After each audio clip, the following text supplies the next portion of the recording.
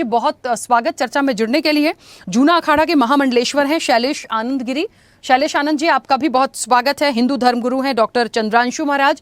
चंद्रांशु महाराज जी, आपका भी बहुत स्वागत है। और पीठाधीश्वर हैं सनातन धर्म रक्षा पीठ के कथावाचक कौशल किशोर ठाकुर। कौशल किशोर ठाकुर जी, आपका भी बहुत स्वागत है।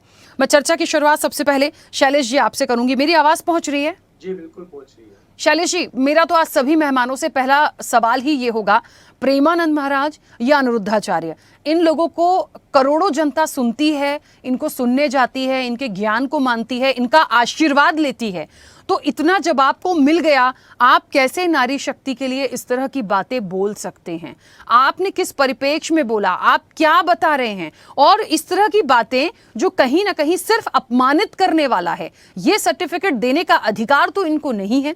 आप कैसे इनके बयानों को लेते हैं? स्पष्ट है, आप एक चीज को समझिएगा, यदि समाज के अंदर धरातल के ऊपर कोई घटना घटती है तो उसे शीर्ष तक असर माना जाता है, या शीर्ष का जो चिंतन होता है वो समाज के धरातल तक आता है। यानी जो जर्नी है macro to micro, micro to macro की जर्नी है।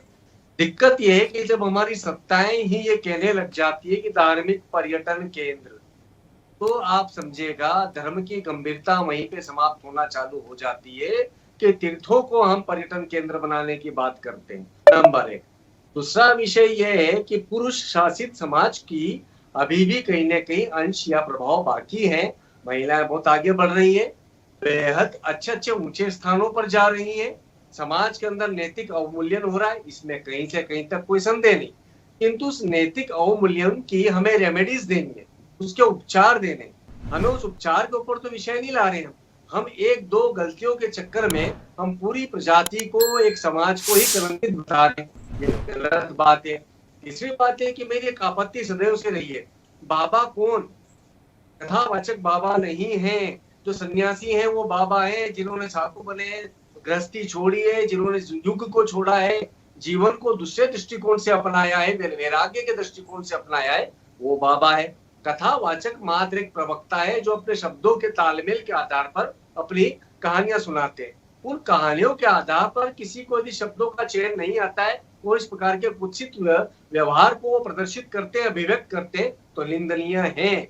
महिलाओं के ऊपर ऐसी टिप्पणी करना, ये तो कुछ काल के अंदर भी वर्जित था, जिस काल के लोग बातचीत करते हैं। वहां तो देवताओं के द्वारा भी नारी को पूजने की बात होती थी, और उसी समय पे कैकेयी भी थी, उसी समय पर बहुत सारी ऐसी नारियां भी थी जिनके अंदर विलेनियस इंस्टिंक्ट थी, यानी उनके अंदर भी खलनायिका के भाव थे। किंतु एक दो नायिका, खलनायिका के भाव होने से, एक दो नारी के मन में ऐसा होने से पूरी नारी जाति के ऊपर ऐसे प्रताड़ना देना उचित नहीं है, ये घोर निंदनीय है। ठीक है, वापस आऊंगी। चंद्रांशु महाराज जी, मुझे सुन पा रहे हैं? नहीं था इस बारे में, लेकिन सीरियसली अभी याद किया तो पता चला कि मेरा खुद का विवाह 27 वर्ष में हुआ है। तब तो मेरे पति को आज सोचना चाहिए, पूरा मेरा पिछला अतीत खंगाले वो।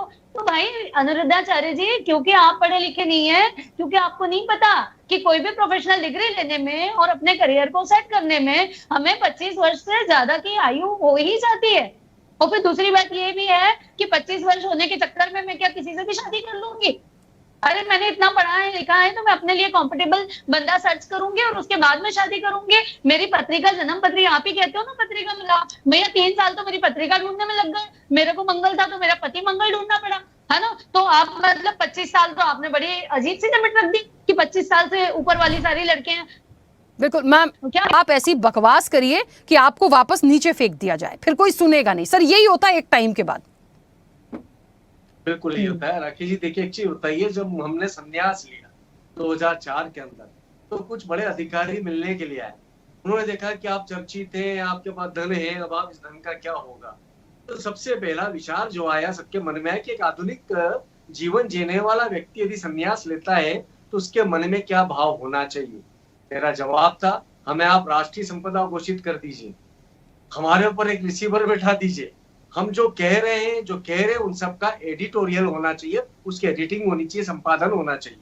रात में हमें जितनी आय हो रही है उस आय को हमारे उद्देश्य से, मैंने केजे अस्पताल बनाई है तो शासन उसको अस्पताल बनाए या एक स्वायत्त निकाय के थ्रू उसका अस्पताल बनाए। ये मैंने बहुत ऊंची बात कही। आप याद रखिएगा, जब जब व्यक्ति का अहंकार बढ़ता है, प्रचार बढ़ता है, धना उसका अतिरिक्त रूप से आता है, तो उसके मानस के ऊपर बड़ा कुप्रभाव आता है, क्योंकि जब जब सुख आता है साथ में बीमारी लेकर के आता है। तो ये बीमारियां हैं जो समाज के अंदर ये स्वतः ही संक्रमण के लिए ला रहे हैं।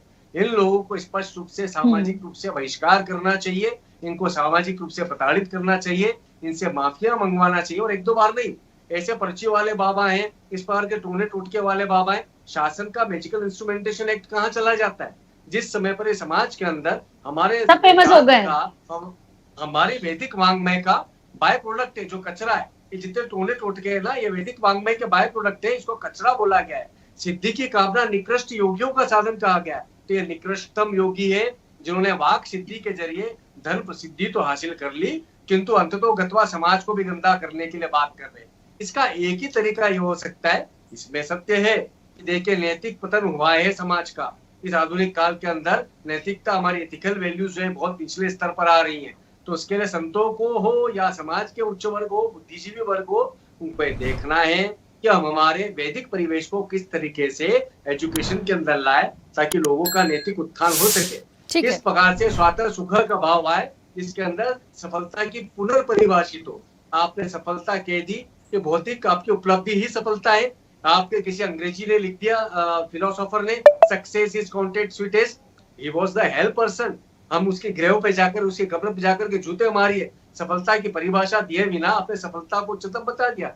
आपके लिए जो असफलता है हो सकता है मेरे लिए सफलता हो, पर वास्तविक सफलता है आपके आत्मिक उत्थान की, आपके चारित्रिक उत्थान की। बिल्कुल। ये सफलता की पुनर्परिभाषा हमें समाज के युवाओं को देनी पड़ेगी, चाहे नर हो चाहे नारी हो। नैतिक पतन दोनों में समान रूप से है। इसको रोकने का सबसे अच्छा माध्यम उचित शिक्षा होगी, उचित वातावरण होगा, उचित एम्प्लॉयमेंट की अपॉर्चुनिटी होगी। आप धर्म के नाम पे जहान मंजीरे हाथ में दे देंगे। कांवड़ यात्रियों के आप एज बार देख लीजिए, क्या है उनका एज बार। उनसे जाकर के आप धर्म के बारे में बात करते हैं तो आवरण तो अपना लिया, आचरण है ही नहीं। तो हम आवरणात्मक धर्म को ना बनाए, आचरणात्मक बनाए। हमें अपने आचरण में उसको लाना होगा। जैसे अनेकानेक रेमेडीज है राखी जी, जिसको हमें लाना पड़ेगा, ग्रास रूट लेवल पे लाना पड़ेगा, बेसिक किंडरगार्टन एजुकेशन से लाना पड़ेगा। पहले हमारे यहाँ पे नैतिक शिक्षा के नाम पर एक पाठ्यक्रम हुआ करता था, जिसके अंदर भिन्न भिन्न प्रकार की पंचतंत्र की कथाएं होती थी। आज क्या चल रहा है मॉरल साइंस के अंदर, ये थोड़ा तलाश करें, उसके बाद